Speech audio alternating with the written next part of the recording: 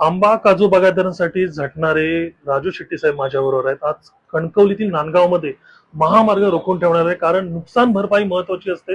मोठ्या प्रमाणात आंबा काजू बागांचं नुकसान झालं. शेट्टी साहेब, नोटीस आलेल्या आहेत तुम्हाला सुद्धा किंवा आणि काही कार्यकर्त्यांना किंवा जे आंबा बागायत त्यांना काय आहे?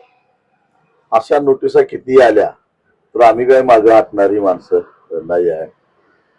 मी पोलिसांना एवढंच सांगेन किंवा सरकारला सुद्धा सांगेन, नोटिसा देऊन देऊन तुमचे कागद संपतील, पण ज्यांना नोटिसा द्यायच्या त्या शेतकऱ्यांची यादी संपायची नाही. एवढे शेतकरी या आंदोलनाच्या मागे आहेत. तेव्हा असला दळबदरीपणा करण्यापेक्षा शेतकऱ्यांच्या मागण्या ज्या आहेत त्याच्यावर काहीतरी ठोस निर्णय घ्या, एवढाच माझा सरकारला सल्ला असेल. काय मागतोय हो शेतकरी? काजूचं उत्पादन आलं नाही, आंब्याचं उत्पादन 10% सुद्धा नाही, याला शेतकरी जबाबदार आहे का? नैसर्गिक वातावरण त्याला जबाबदार आहे. नैसर्गिक आपत्ती आलेली आहे, निसर्गामध्ये जे काही फेरबदल झाले आहेत त्याचा परिणाम म्हणून आंबा आणि काजूचं उत्पादन घटलेलं आहे. म्हणजे एक प्रकारे सरकारची जबाबदारी आहे. याला राष्ट्रीय आपत्ती घोषित केली पाहिजे, कारण वेंगुर्ल्यापासून पालघर पर्यंत संपूर्ण कोकण पट्टा आंबा आणि काजूचा बाधित झालेला आहे. आणि मग त्या अशा वेळी राष्ट्रीय आपत्ती निवारण कोशामध्ये हजारो कोटी रुपये पडून आहेत, परंतु अजूनही सरकारकडून केंद्र शासनाशी काही संपर्क साधला गेलेला नाही अशी माझी माहिती आहे. मी जाऊन आलेलो आहे दिल्लीला. राज्य सरकारचा आपत्ती निवारणचा फंड आहे, त्यातून काढा, एक पॅकेज द्या आणि त्या पॅकेजच्या माध्यमातून शेतकऱ्याला काहीतरी दिलासा द्या, एवढंच आमचं म्हणणं आहे. ते काम त्याच्यावर सरकार काय निर्णय घेत नाही. आणि आज स्थिती काय आहे? आंबा बागायतदारांनी मुंबईच्या व्यापाऱ्यांच्याकडून ऍडव्हान्स घेतलेले आहेत. खर तर नियमबाह्यरित्या बेकायदेशीररित्या या व्यापाऱ्यांनी त्याला 10 आणि 12% व्याज आकारणी केली. पणन खातं काय करत होतं? या अशा व्याज घेणाऱ्या व्यापाऱ्यांचे लायसन्स का रद्द केले नाहीत? त्यांना सावकारीचा अधिकार आहे का? मग कसं काय ते व्याज घेतात शेतकऱ्यांच्याकडून? याच्यावर सरकारनं काय केलं?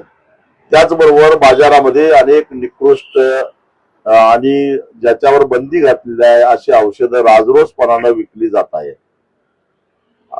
MRP आणि प्रत्यक्षातली किंमत त्याच्यामध्ये जमीन आसमानाचा फरक आहे.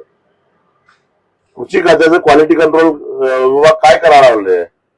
किती सॅम्पल तपासले, किती लोकांच्यावर कारवाई केली, किती कंपन्यांच्यावर कारवाई केली, याचं उत्तर पाहिजे ना. काय नुसतंच हे पांढऱ्या हत्ती पोसायचे आहेत? पण त्याचा थेट फटका शेतकऱ्यांना बसतोय. शेतकऱ्यांचं अज्ञान असणं, शेतकऱ्यांनी अज्ञानी असणं हा त्यांचा काही गुन्हा नाही.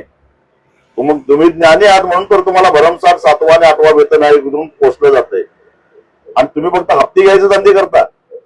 आणि ह्या सगळ्या गोष्टीचा जाब खर तर सरकारनं विचारला पाहिजे होता या सगळ्या व्यवस्थेला, पण नाही होत आणि म्हणून आम्हाला रस्त्यावर यावं लागतं. सर, तेच मुख्यमंत्री खराब प्रकरणावर चर्चा मोठी चालू आहे, पण आंबा बागायतदारांच्या प्रश्नावर मुख्यमंत्री अजून काही बोलत नाहीये. अर्थ खराब महत्वाचा आहे का कोकणातला आंबा उत्पादक शेतकरी महत्वाचा आहे?